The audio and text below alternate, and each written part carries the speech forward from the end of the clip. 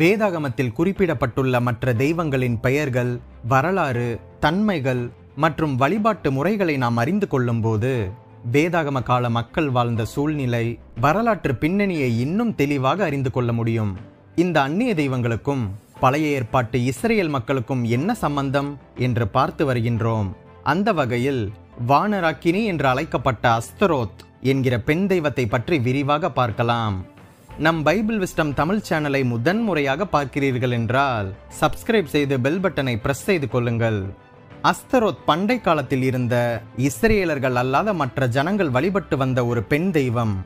வேதாகமத்தில் சில இடங்களில் எரேமியா 7:18, 44:17 இவளை வானராக்கினி என்று குறிப்பிடப்பட்டிருக்கின்றது. இந்த தெய்வத்திற்கு இஷ்டார் என்கிற வேறொரு பெயரும் உண்டு. இந்த அஸ்தரோத்திற்கு உதவி செய்ய இயா என்கிற கடவுளும் இருந்ததாக புராணங்களில் சொல்லப்படுகின்றது. வேதாகமத்தில் பல இடங்களில் அஸ்தரோத்தின் பெயர் குறிப்பிடப்பட்டு இஸ்ரேல் ஜனங்கள் கண்டிப்பாக இவளை வணங்காமலும் ஆராதிக்காமலும் இருக்க எச்சரிப்பு கொடுக்கப்பட்டிருக்கின்றது. இந்த அஸ்தரோத் பயிர்களை வளர செய்வதற்கான தெய்வம் என்றும் மக்களுக்கு ஐஸ்வர்யத்தை தரும் தெய்வம் என்றும் ஜனங்கள் அக்காலத்தில் நம்பி வந்தார்கள். யாக்கோபின் காலத்திலே இந்த அஸ்தரோத் செழுமைக்கான தெய்வம் என்றும், நியாயாதிபதிகளின் காலத்தில் அஸ்தரோத் ஆரோக்கியத்திற்கும் விவசாயத்திற்கும் கடவுள் என்று கருதப்பட்டது. அசிரியர்களின் காலத்தில் யுத்தம் மற்றும் போருக்கு வலிமையான கடவுள் என்று கருதப்பட்டது. வேதாகமத்தில் வருகிற லாபான் என்கிற கதாபாத்திரம் தன் வீட்டில் ஆஸ்திகள் பெருகியதற்கு இந்த அஸ்தரோத் தான் காரணம் என்று நம்பியிருந்தான். அதனால்தான் தன் சொந்த மகள் ராகேல் இந்த சொரூபங்களை திருடி எடுத்துக்கொண்டு போனதை பொறுக்க முடியாமல் அவற்றை திரும்பி பெறுவதற்காக யாக்கோபை விரட்டி பின்னாலேயே அதிக தூரம் பிரயாணம் செய்தான் என்று பார்க்கின்றோம். இந்த அஸ்தரோத் தெய்வத்திற்கு ஆபிரகாம் சென்ற கானான் தேசத்தில் பல இடங்களில் கோவில்கள் இருந்தன. நியாயாதிபதிகள் புஸ்தகம் 17ஆம் அதிகாரத்தின் மூலம் ஒவ்வொரு வீடுகளிலும் ஒரு சிறிய அறையை பூஜை அறையாக ஜனங்கள் இந்த தெய்வத்திற்கு வைத்திருந்தார்கள் என்று அறிய முடிகின்றது. இந்த பூஜை அறையில் தங்கத்தில் சிறு மேடைகள் அமைத்து எண்ணெய் வார்த்து சுற்றிலும் விளக்குகள் கொளுத்தி அஸ்தரோத்தின் பலவிதமான வடிவங்களை செய்து வைத்திருந்தார்கள். ஒரு வேடிக்கையான தகவல் சொல்கின்றேன். அந்த காலத்தில் பணக்காரராக செல்வ சீமானாக இருப்பவர்கள் வீட்டில் உள்ள இந்த சிலைகளை எப்படியாவது திருடியோ கடத்தியோ சென்றுவிட்டால் ஐஸ்வர்யம் அவனை விட்டு கடந்து திருடி சென்றவன் வீட்டை வந்து சேரும் என்பது அவர்களின் மூட நம்பிக்கை. எனவே புதிதாக இந்த சிலையை செதுக்கி வைப்பதை விட அல்லது விலைக்கு வாங்கி வீட்டில் வைப்பதை விட பணக்காரன் வீட்டிலிருந்து திருடி வைப்பதுதான் அதிக பலன் தரும் என்று மக்கள் எண்ணினார்கள்.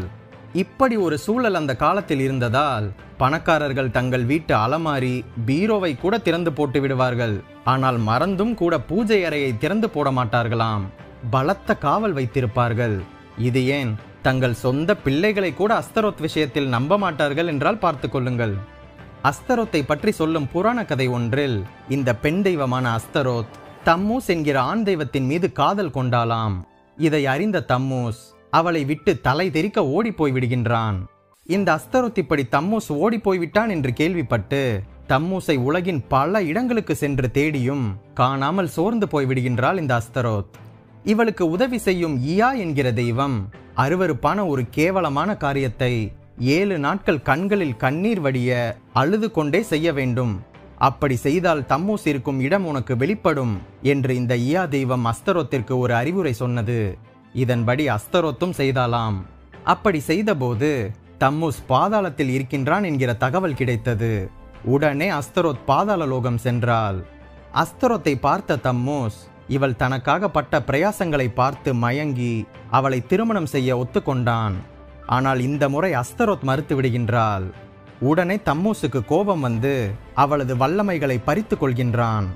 உதவி செய்கிற இயா என்கிற கடவுள் இதை கேள்விப்பட்டு அசூஷிமினால் என்கிற அன்னகன் மூலம் கிரியை செய்து அஸ்தரோத் இழந்து போன வல்லமைகளையும் உயிரையும் மீட்டு அஸ்தரோத்திற்கு திரும்ப தருகின்றது.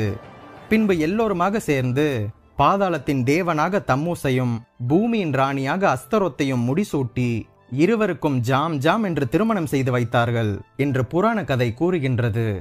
இந்த புராண கதையின் அடிப்படையில் வருடத்தின் குறிப்பிட்ட 7 நாட்களில் தம்மூசின் கோவில் வாசலில் பெண்கள் கூட்டம் கூட்டமாக உட்கார்ந்து கொண்டு அஸ்தரோத் செய்தது போலவே 7 நாட்கள் அழுது கொண்டே அருவருப்பானதை செய்து கொண்டே இருப்பார்கள். இதை குறித்து எசேக்கியேல் 18:14-15 நமக்கு சொல்கின்றது.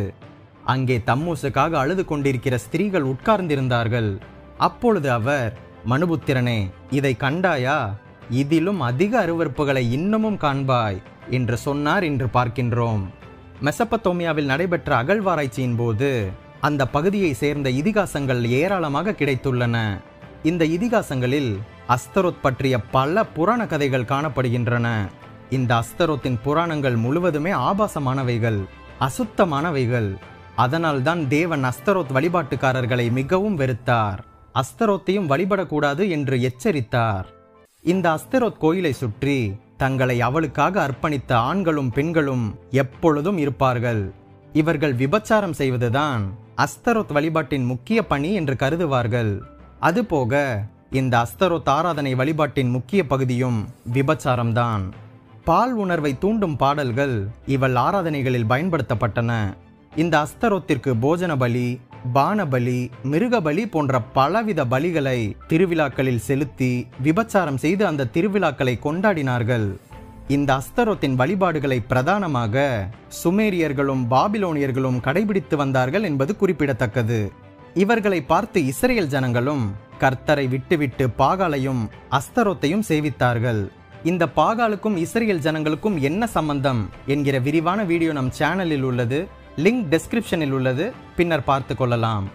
இப்படி கர்த்தராகிய தேவனை விட்டுவிட்டு மக்கள் மற்ற தெய்வங்களை வழிபட்டதால் கர்த்தர் இஸ்ரேலின் மேல் கோபம் உண்டவராகி அவர்கள் தங்கள் சத்துருக்களுக்கு முன்பாக நிற்கக்கூடாதபடி கொள்ளையிடுகிற மோசமான கொடூரமான கொள்ளைக்காரர்கள் கையிலே அவர்களை ஒப்பு கொடுத்தார். ஜனங்கள் மிகவும் நெருக்கப்பட்டார்கள். ஆனால் கர்த்தர் தமது மிகுந்த கிருபையின்படி மனமிறங்கி நியாயாதிபதிகளை எழும்ப பண்ணி இஸ்ரேலர்களை மீண்டும் அவர்கள் சத்துருக்கள் கைக்கு நீங்களாக்கி ரட்சித்தார். ஆனால் பாருங்கள், காலம் சென்ற பின்பு இஸ்ரேல் மக்கள் மீண்டும் அஸ்தரோத்தையும் மற்ற அந்நிய தெய்வங்களையும் தான் வணங்கினார்கள் என்று பார்க்கின்றோம். இஸ்ரேல் ஜனங்கள் திருந்தவே இல்லை. சில காலம் சென்ற பின்பு சாமுவேல் தீர்க்கதரிசி இஸ்ரேலர்களை பார்த்து, பாகாலையும் அஸ்தரோத்தையும் விட்டு விடுங்கள், உங்கள் இருதயத்தை கர்த்தருக்கு நேராக்கி அவர் ஒருவருக்கு மட்டுமே ஆராதனை செய்யுங்கள். அப்பொழுது நம் சத்துருவாகிய பெலிஸ்தியர் கைக்கு நம்மை நீங்களாக்கி கர்த்தர் காப்பாற்றுவார் என்று உரைத்தார். அதே போல அஸ்தரோத்தை மக்கள் விட்டுவிட்டு கர்த்தரை நோக்கி இஸ்ரேலர்கள் ஓயாமல் வேண்டிய போது கர்த்தர் மனம் இறங்கி அவர்கள் பெலிஸ்தியர்களை முறியடிக்க அவர்களுக்கு உதவினார். அப்பொழுது சாமுவேல் தீர்க்கதரிசி, இம்மட்டும் கர்த்தர் எங்களுக்கு உதவி செய்தார் என்று சொல்லி எபனேசர் என்று பெயரிட்டார் என்று பார்க்கின்றோம். என்னதான் கர்த்தர் அவர்களுக்கு அற்புதங்களையும் அதிசயங்களையும் செய்து அவர்களை சத்துருக்களின் கைக்கு நீங்களாக்கி ரட்சித்தாலும் இஸ்ரேல் ஜனங்கள் மறுபடியும் அஸ்தரோத்தையே வணங்கி கர்த்தரை மீண்டும் மீண்டும் கோபப்படுத்தி கொண்டுதான் இருந்தார்கள் என்பது வேதனையாக இருக்கின்றது.